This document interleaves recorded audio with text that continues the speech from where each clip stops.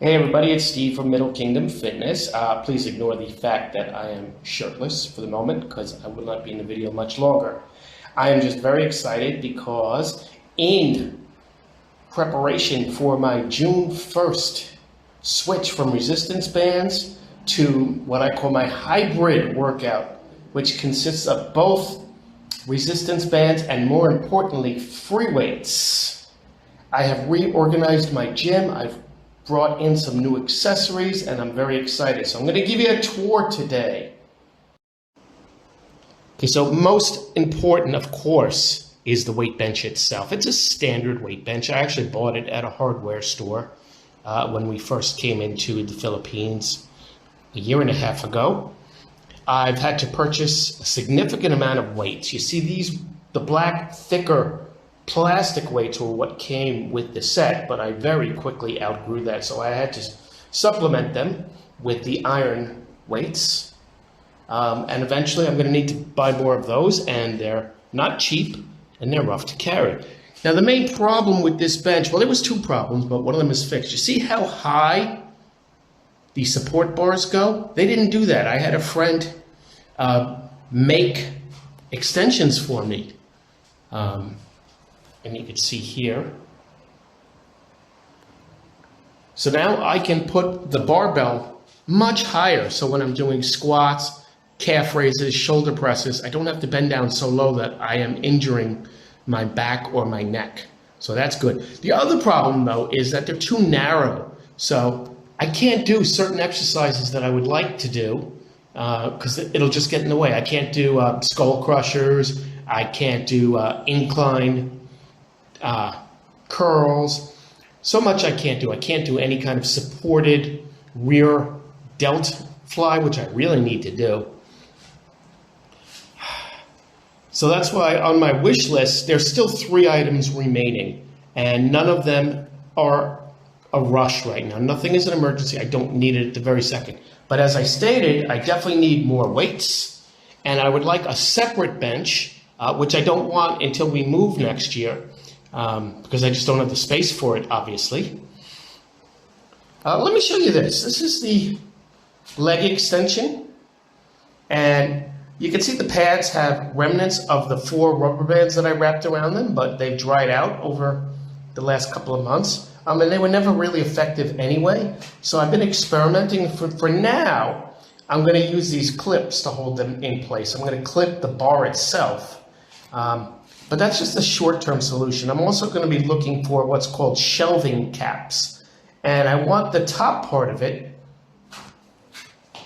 to be mushroom, bigger than the smaller part, so it can keep the bands, the foam rollers in place. If worse comes to worse, I'll use these, but that means I'll have to trim the pads down a little bit, and I'm not really fond of doing that. I will if I have to. I'm not going to be using them for anything else. Right behind here is something that is crucial to working out here, and that is this standard brand fan. I've had it about 3 weeks now, and I still haven't turned it on its highest setting, so that's a real good sign. That's what drove me out of this gym in the first place. It was just too hot. I don't have air conditioning. I did everything that I could, but it just didn't help. So far, this fan has been helping. In this section, this is where all my bars are. And I just got today this Easy Curl bar. It's a lot longer and heavier than I thought. I'll weigh it tomorrow. But I also have my standard 6-foot bar. I have a 4-foot bar back here. This bar right here is for resistance bands. I can attach the bands directly to the bar. And finally, in the back, this curved bar is for the lat pull downs. Okay, so that brings me into this section. This is what I call my media section. I have my different tripods here, and it goes straight into my ab section. Haven't used that in a while.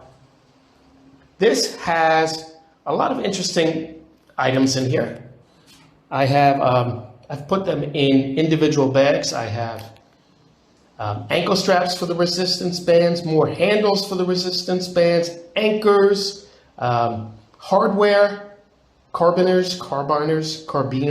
I like to call them carbiners, but I don't know. And this can move as the fan. I can move them based on my needs for the day. And it's also a good stand for the smaller tripod. This is my cardio section here, my boxing. And right behind it is what I call my accessory section. Obviously, it's the lat attachment tower. I have the preacher attachment. Down here, I have my newest acquisition, which is the rope handle and also the V handle. It's interesting what I did to them so that they can be compatible with the resistance bands. I've added these extra carabiners so they can attach to the bands without twisting up. And I did the same here on the rope handle. And speaking of resistance bands, no tour would be complete without my rather large resistance bands collection. Right here is an old school chest expander. Only recently did I learn that you can remove the coils to adjust the weight. And this goes back to my loop bands. These frilly bands I actually purchased from someone, and I use them for my feeder sets right before I go to bed. These bands, there was 3 of them, but it broke on me very recently. I don't use them very often at all. This is more loop bands from a different company. These bands are